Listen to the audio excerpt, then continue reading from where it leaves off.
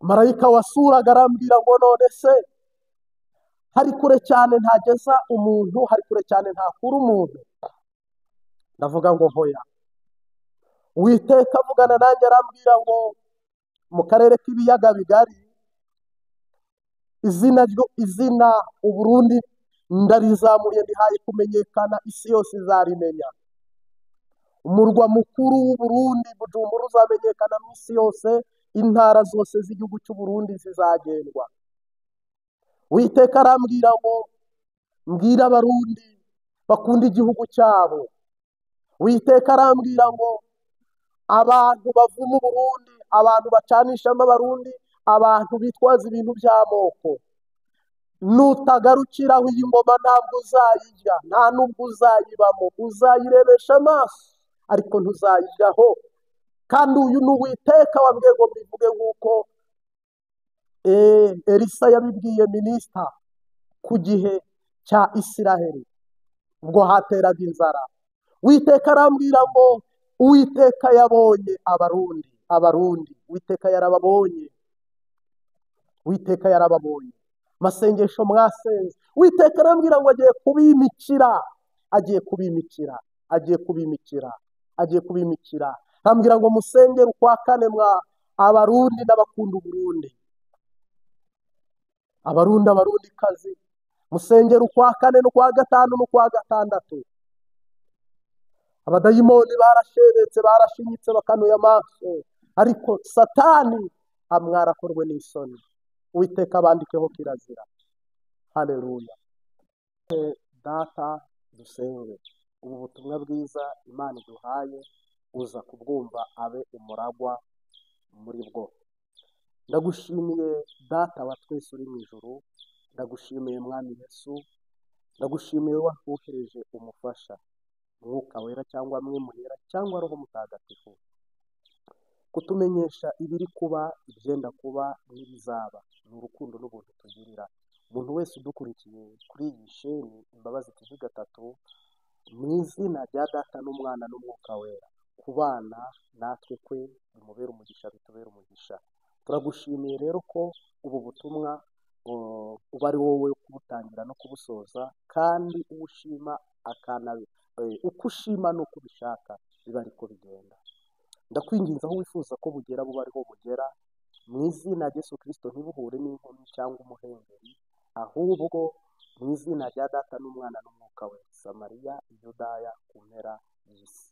Bibera umugisha umuntu wese ubwakira, kandi akabwakira mu buryo bw'Umwuka Wera, ndetse uko Mwuka yaba umwakiriza biba ariko bigenda none n'iteka ryose. Amen. Rero Imana irambwira ngo igihugu cy'Uburundi cyabaye nk'inkono yahiye gishiga. Mu Kirundi sinzi uko ndi bubisobanure. Kera hari uburyo batekaga mu nkono za Kinyarwanda, izi babumba n'ibumba, noneho waba urangaye cyangwa wabaye mu tundi tuntu wahugiyemo, inkono igashya uruhande rumwe. Unyumve neza, inkono igashya uruhande rumwe, noneho rero bikitwa gishiga. Uwiteka arambwira ngo Uburundi bwahiye gishiga. Intara zimwe zifite izuba rizirasira amanywa na nijoro, izindi ntara ziri kwifuza izuba zirasira amanywa na nijoro. Mvuze ijoro, marayika yavugaga ibijyanye n'amashanyarazi. Mvuze amanywa, aya ni amanywa Kristo yashyizeho jambo waremye byose. Mvuze rero ijoro, ni ijoro Imana yashyizeho, ariko ku bw'iterambere Imana irambwira ngo dore marayika avuye i Bujumbura acanye mu ibarabara kugeza Karusi, ibarabara riri kwaka. Mbona marayika avuye i Bujumbura acanye ageze i Ngozi, afashe Kirundo acanye ibarabara. Abari Nyanzarake, abari mu Rutana, abari Ruyigi, abari Karusi, abari ahantu hatandukanye, province zigera muri 16, hari marayika mu bumanuko, mu burengero, mu buseruko, ugiye gucanira Uburundi. Abafaransa bakaza gutembera mu gihugu cyanyu, Abanyamerika bazaza gutembera mu gihugu cyanyu. Ubu buhanuzi rero aka ni agace gato usubiyemo kugira ngo abantu babyumve neza, mbisobanure neza. Ntabwo iyi ni mesaje nahawe n'Imana ku gihugu cy'u Burundi. Ndetse nkiri aho murihangana, uza kumva iki kiganiro ntabwo ndi bucyeditinge ukundi, kirajyaho uku, kandi ucyumva cyumva uko, wabikunda utabikunda. Ntabwo njye nicaye hano ngo ukunde Kristo wantumye. Ntabwo nicaye hano ngo ufane ko uri umututsi cyangwa uri umuhutu. Ndabashimiye. Imana yo mu ijuru ibaha umugisha. Imana yabaye ubuhanuzi ibunyuzamo, nanjye ndabuhanura, ariko nabajijwe n'umuntu urenze umwe, babiri. Ngira ngo rero igice kimwe cy'ubu buhanuzi kiraza gisobanura uburyo ubu buhanuzi Imana yabaye ukuri, cyangwa se umurongo wo gukura mu rungabangabo, cyangwa se mu mayira abiri abantu bamwe badukurikiye bagiye babyumva uko bitari, ariko nibo tugiye gusobanurira. Ikindi gice rero kindi ni igice cya kabiri, cyangwa se kiri buze n'imbere, ariko uri bucyumve, kigizwe n'ibi bintu Imana igiye gukorera i Burundi, igihugu Imana igiye guha umugisha. Ariko kirawusanganwe, ariko amaso yo kubibona n'amaboko yo kubifata n'abagomba kubibamo, mwitegure mu izina rya Yesu Kristo. Imana yarambwiye ngo igihugu cy'u Burundi, uri kubona icyapa cyinjira ku mipaka cyangwa kuri aeroport, ku kibuga cy'indege. Ndavuga ngo yego, ndi kubona winjiriye Ruha, winjiriye Kirundo, winjiriye ku Kanyaru. Hari icyapa mwese muzabona abakunda kujya i Bujumbura n'abageze ku kibuga cy'indege gikuru cy'i Burundi, Bujumbura n'ubundi, muzabona icyapa cyanditseho ngo Repubulika di Burundi. Noneho ubwo urumva ni igihugu cy'u Burundi. Marayika anyeretse kiriya cyapa, ni igihugu cy'u Burundi. Iryo jambo risobanuye Repubulika, intwaro yigenga, intwaro yikukiye, by'umwihariko Abarundi cyangwa se Umurundi. Buriya hatangiye Umurundi umwe mu gihugu cy'Umurundi, ari we mugore n'umugabo. Aba bantu batangije Uburundi ntago bakibaho, ari we mugore n'umugabo. Aba bantu batangije Uburundi rero nibo biswe Abarundi, reka tubyite uko, cyangwa bitwaga n'irindi zina. Ariko uyu munsi wa none, Repubulika iharanira amahoro n'ibindi y'Uburundi. Marayika arambwira ngo iki gihugu kuri kukibona, nzagiha perezida utazitwa umuhutu, utazitwa n'umututsi. azakiyobora impunzi z'Abarundi. Hari marayika uzazenguruka azibwira gutaha, kandi azicyure mu mahoro n'umutekano. N'ubu tuvugana harimo impunzi ziri kurota zatashye, ziri kumva ubuhanuzi, ziri kumva ijwi, ziri kubwirizwa ko gutaha kw'amahoro kwagezwe. Noneho Imana irambwira ngo nta cyapa cyanditseho Abatutsi uzasanga ku mupaka, nta cyapa cyanditseho Abahutu uzasanga ku mupaka. Imana irambwireka ijambo riri mu Itangiriro, imbwira ijambo Bibiliya ivuga, nawe uzi cyangwa wumvise ivuga ngo haremwe Adamu na Eva. Abo bantu babiri nibo baremwe. Irambaza ngo ese Adamu ni iki? Ndavuga ngo ni Adamu. Eva ni iki? Ndavuga ngo ni Eva. Ese sibo naremye? Ndikiriza mu mwuka, kuko urumva ntabwo waba ukiri mu mubiri. Ndavuga ngo yego, nibo baremye. Niba marayika w'umwami Imana ikintu kimutuntuje, ikintu kimubabaje, ikintu kimuteye agahinda, ni abakozi b'Imana bataye inzira n'agakiza mu misengere no mu myigishirize no mu mikorere, nabo bahinduka abafana, bahinduka abanyamigambwe, bahinduka abanyeshyaka, bahinduka ab'amashyaka, bahinduka abanyamoko, bashyigikira uwo murindi w'abadayimoni, batwaza imyambi shitani. Shitani irasisha amoko mu mugabane wa Afurika, harimo n'abakozi b'Imana batwaye imyambi, bakakurasa bitwaje amoko, ariko ugasanga iyo myambi iyo abadayimoni ibashiranye, uri kubirasisha n'abakozi b'Imana bari kubyagiserera, bari kubikomera amashyi.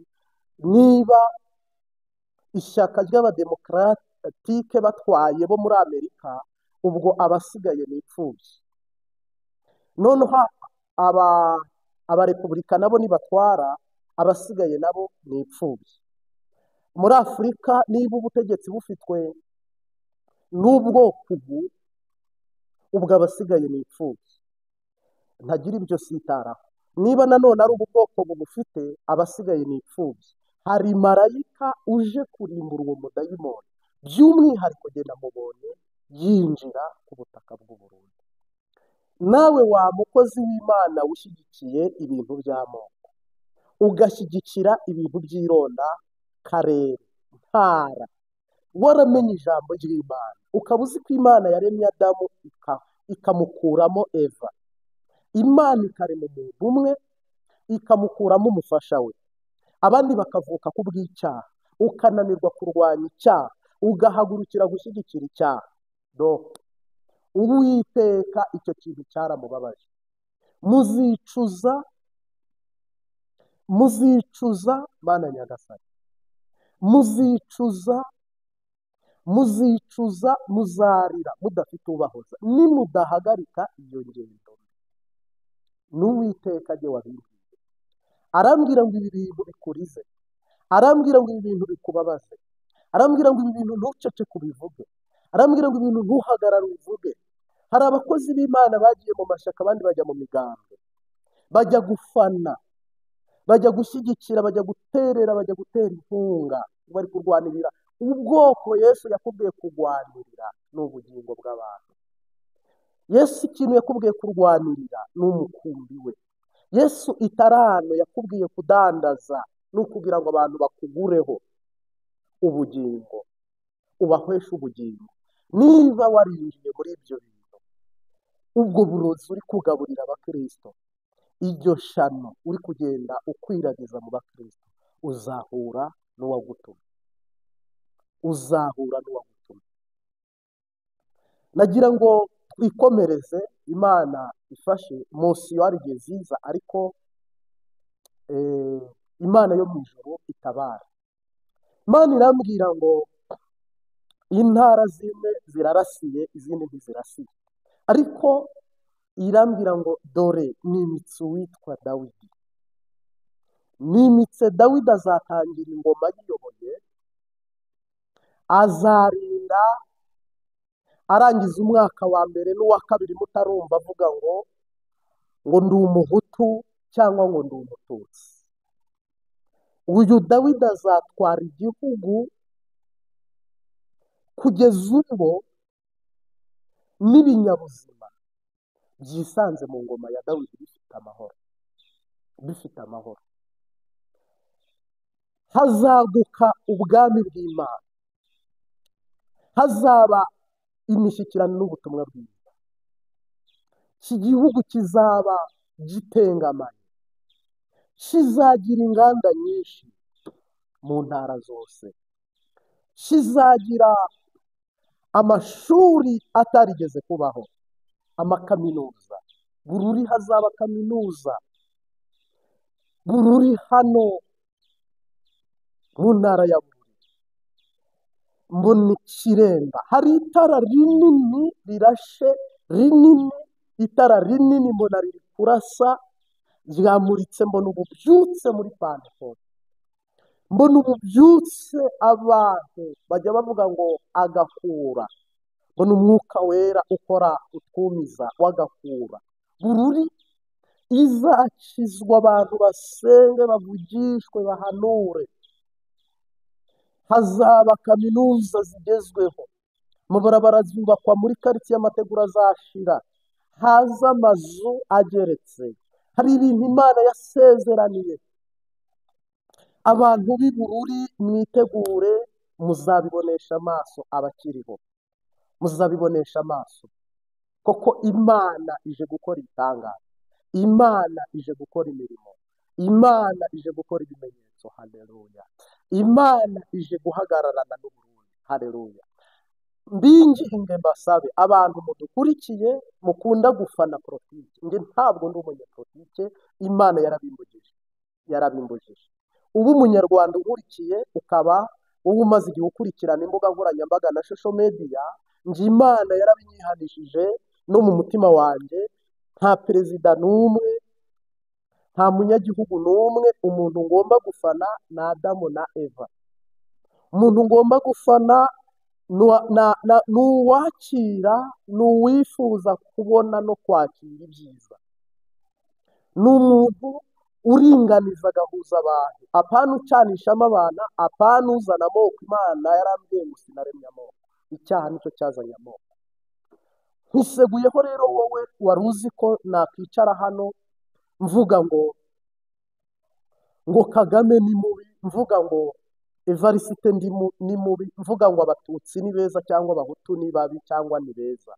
Umbabarire cyane, no mu mutima wanjye Imana ibitsinde iteka ryose. Narakijijwe, umuririmbyi yaravuze ngo njye ndi umukristo, nzahora ndiwe mu bintu byose kugeza gupfa. Njye ndi umukristo, ndi umutabazi, mu ntambara ndasana n'ibyaha, mfite umugaba n'umwami Yesu, nituba hamwe nzahora nesha. Haleluya!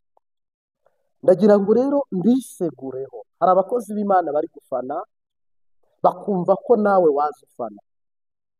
Ntabwo fana umuntu wese ukora ibi. Bibiliya iravuga ngo ukora ikibi cyose agikomora kuri Satani, ukora icyiza wese agikomora muri Kristo. Ese nukora ibyiza ntuzemerwa? Ngira ngo rero nisegure ku bantu bumva Imana impaye ubutumwa ku Burundi, nisegure no ku bantu bavuga ngo kuki utari guhanurira Kagame. Nuza ugasanga mu biganiro nakoze nta buhanuzi navuze ku Rwanda, nahanuriye Donald Trump ntari kwirukana abirabura, aranze. Ndahamya ko no kumenya kwe ntibishoboka atari Imana ibishoboye. Ariko se sinamuhanuriye mu kwa munani ko azatsinda amatora. Harimo rero umuntu uza ku mbuga nkoranyambaga akagira ngo we ngo hari impamvu ngo dutinya ngo Perezida Kagame. Oya, turamwubaha, ntabwo tumutinya.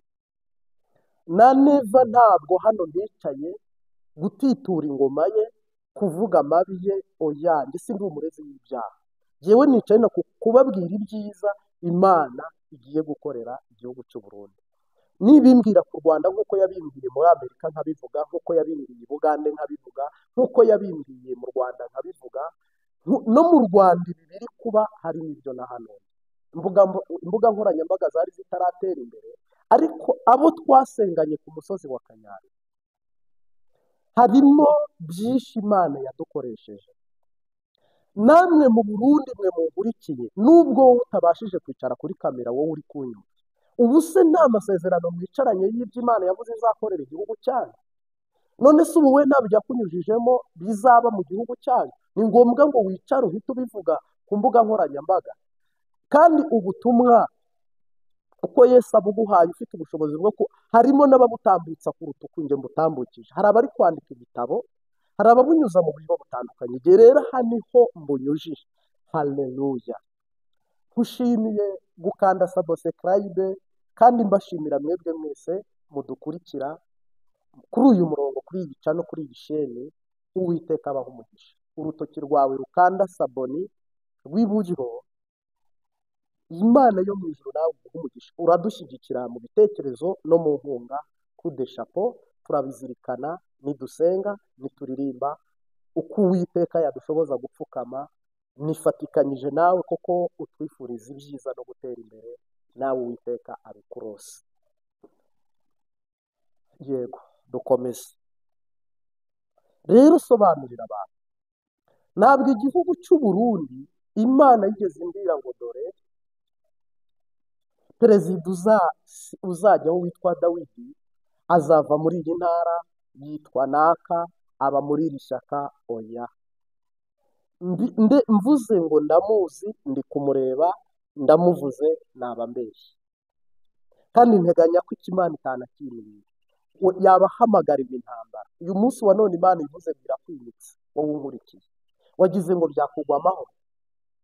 Icyo gihe abadayimoni bashinzwe kurwanya umugambi w'Imana baguhagurukira. Ndagira ngo usubize nanone undi muntu watubajije ngo ese Imana izimika Dawidi barashe habaye ingwano? Uwiteka ashobora byose. Ntabwo Imana yimika kuko yishe, nta nubwo yimura kuko yishe, ariko bishobokera nk'Imana. Imana ishobora byose, isumba byose, ishobora kubimikira Dawidi nta ngwano, ishobora no kwimura nta ngwano. Ariko Bibiliya ivuga ngo ubwo isanduku y'isezerano bayinyaze bakayiba, cyangwa se banayihekesheje inyamaswa mu buryo bunyuranyijwe n'amahame y'ijambo ry'Imana, uwayiramiye yarapfuye. None se yishwe n'iki? Yishwe n'ishyaka afite ryo kuramira indogobe?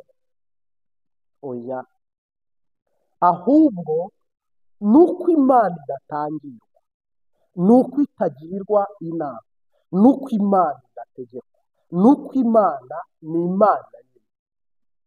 Rero Dawidi ari mu ibanga. Nakubwiye ko ubu buhanuzi buzatangira mu kwa 9 k'uyu mwaka, muzatangira kubona ibimenyetso by'uyu muperezida mushya.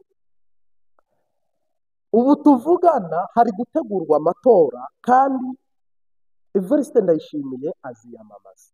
Ariko ku bwanjye, kandi si ibyo yambwiye, si n'ibyo twavuganye, urateganya, uranifuza kwiyamamaza, ariko ku bwanjye njye ndakubujije, ntuziyamamaze. Imbere y'Umwami Yesu na Data n'Umwuka Wera, ntuziyamamaze. Imana nijya gukuraho uwishyizeho, ntabwo nzi imbaraga ikorana, sinzi n'uburyo bikora. Imana nimuyisenga mukayegera, hama mwese Evariste Imana yamusura, nasengera iburyo Imana izamuyoborera iburyo, amenye ibyo agomba gukora nk'umuntu uri ku butegetsi. Neva General Ndayishimiye. Niba bamaso, nta kuntu ubu butumwa Imana yabusohora bo badafite n'amakuru nabo. Jamais, grand jamais.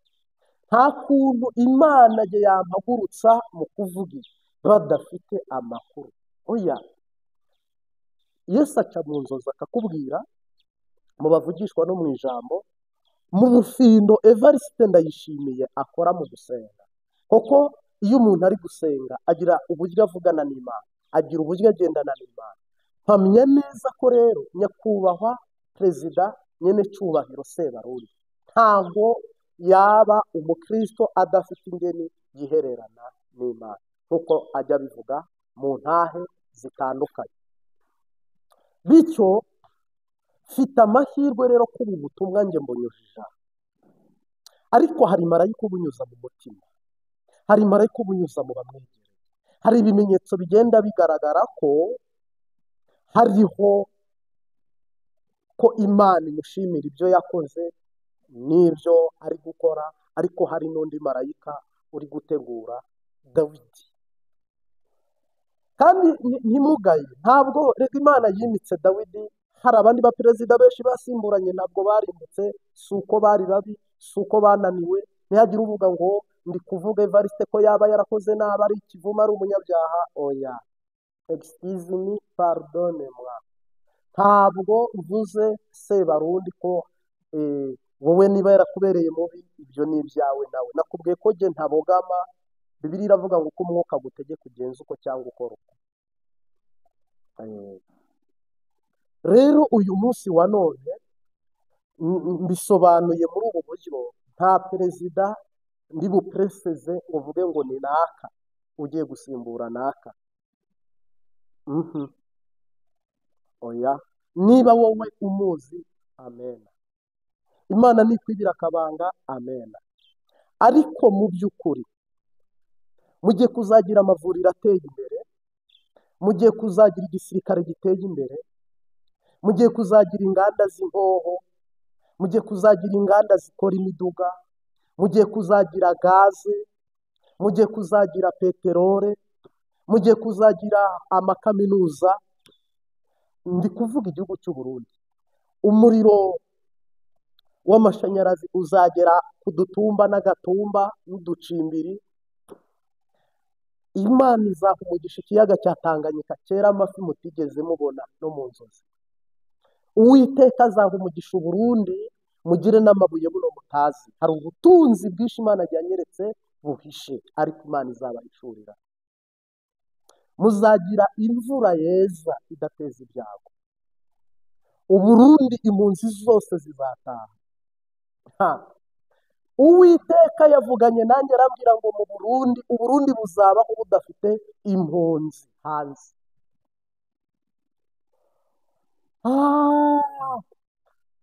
Uwiteka yavuganye nanjye arambwira ngo dore u Burundi, iki cyapa kijya i Burundi ku Kanyaru cyanditseho di Burundi, kuri aeroporo di Burundi, kashe z'igihugu di Burundi. Imana irambwira ngo u Burundi buzabaho butari tutsi hutu. Irambwira ngo u Burundi buzabaho butayobora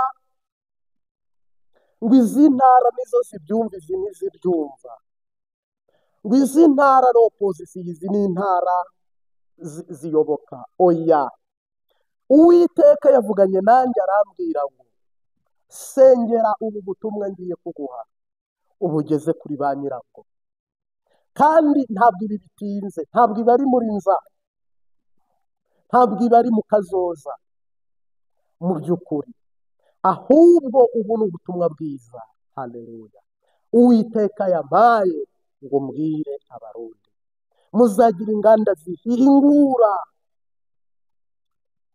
kuruta uko Tanzania buno muri kubona iri guhingura ibintu. Imbere y'Imana data ishobora byose, u Burundi buzagira inganda, mugura ibintu mu mahanga. Izi voka ziva i Burundi zigenda muzazihingurira i Bujumbura, ahubwo mukura izindi hanze. Ibi muri kubona ibintu byose muri kubikura hanze. Saa hizi hari ingume y'igitoro. Imbere y'Imana ishobora byose, nafata Bibiliya yera nkabivuga, mu Burundi hari igitoro cyinshi kizahavumbuka, hari gaze nyinshi izahavumbuka. Sinzi niba uhurikiye. Mu Burundi muzagira inganda zikora impuzu mu buryo butandukanye. Umurundi azifuza kuba mu Burundi, umunyamahanga yifuza kuba mu Burundi, kandi u Burundi buzabaho mu mahoro, bubeho mu mahoro. Amasengesho y'u Burundi azumva, yarazamutse arumvwa n'Imana Data n'Umwami Yesu n'Umwuka Wera. Amasengesho y'Abarundi yarumviswe. Hama Uwiteka arambwira ngo mbwire Abarundi mufite amasezerano, muba mu Burundi muba hanze y'u Burundi, hari marayika ugiye kuzabaho umugisha, aho muri mu bihugu bitandukanye abaho umugisha. Ntabwo muzaharwarira amavunja ngo muhekenye umucanga. Abari mu Burundi namwe, hari marayika uzabaha kwakira bene wanyu, mukagumbirana mugahoberana. Uwabacanishijemo ni shitani, umuntu wabatatanyije ni dayimoni, umuntu wabahize ni sekibi, umuntu wabarwanyije ni ukuzimu. Imana yaremye umurundi w'umugore, irema umurundi w'umugabo. Uwiteka ntiyigeze arema abahutu n'abatutsi b'Abarundi, ntiyigeze arema abahutu n'abatutsi muri Afurika cyangwa mu Rwanda, jamais. Haleluya, haleluya, haleluya. Uwiteka abarinde imipaka irindwi, ikirere kirindwi, ubutaka burindwi. Kandi Uwiteka azabubakamo ubushobozi. Uburusiya buzahururira mu Burundi, Ubushinwa buhurure, Amerika ihurure, Abafaransa bazahurura. ntabwo Kongo izigera igira abahinga kurusha Uburundi n'ibindi bihugu ntavuze mu mazina. Uburundi mushobora kuzaba, reka nere kukivuga minira, ariko mvuze mu nyoroshyo, mushobora kuba umutima w'ibihugu byinshi kandi bikabigiraho. Hagiye kuvuka icabwenge. Mbikubwire ngo iki? Hazabonekamo abantu bazi ibyo gukora indege, habonekemo abazi ibyo gukora imiduga mu Burundi, abazi gukora iby'amashanyarazi. Utuma ubona tw'udukorikori abantu bakora nta n'ubushobozi, bapfundapfundikanya. Inganda zaguke, abantu bajye baza n'amakontineri kurangura mu gihugu cy'u Burundi. Ntihagire umuntu ubagirira ishyari cyangwa ngo avuge ko hari indi mpamvu n'imwe. Impamvu ni imwe, ni umwuka w'Imana wadusuye aduha gutanga mesaje uko twayihawe. Ntihagire rero umuntu n'umwe tugongana ngo avuge ngo none ga ibyo bintu urimo uvuga ngo kuki ubivuze. Ntabwo ari njye uvuze, Uwiteka niwe uvuze. Ntubone njye, ubone uwantumye. Reka dusengere ubu butumwa bwiza, Uwiteka abushyigikire, abuhe umugisha, icyo abusohoreye muri twe aba ari cyo ashyirira mu bikorwa ku muntu wese uzabwumva, n'uri kubwumva, n'uwo butazageraho. Umuntu umwe arahagije gukiza igihugu, kandi umuntu umwe arahagije koreka igihugu. Rero n'ingine mesaje yanyu ndabashimiye. Ndagushimiye Data wa twese uri mu ijuru, izina ryawe ryubahwe, ubwami bwawe buze. Ku bwa Mwuka Wera tubasha kumenya, nta kizaba utatubwiye. Ndagushimiye rero, uri Arufa, Uburundi butangiye, uri Omega, kugeza ugarutse gutwara umugeni wawe. Ngaho rero uhagararane n'isezerano ryawe, urirwanirire nk'uko warwaniriye Yesu Kristo ubwo bamurwanyaga ariko bigasohora. Isezerano ryawe urirwanirira amajya n'amaza, kandi ntabejya ahubwo izina ryawe rihabwe icyubahiro. Ntaba ari njyewe, ahubwo Uwiteka ushyirwe hejuru. Ndagushimiye rero ko twasamye tukaba indogobe, tukaba imburamumaro, none wowe ubaye umukozi w'umuhanga wo gutanga ibyo ugomba gutanga mu gihugu cyawe. Ndagushimiye ko utwumvishije kandi ubikoze mu izina ry'Umunyanazareti. Amen. Ciao ciao, shalom shalom. Uwiteka abahe umugisha. Turabakunda cyane, mudusengere natwe, Uwiteka abane natwe.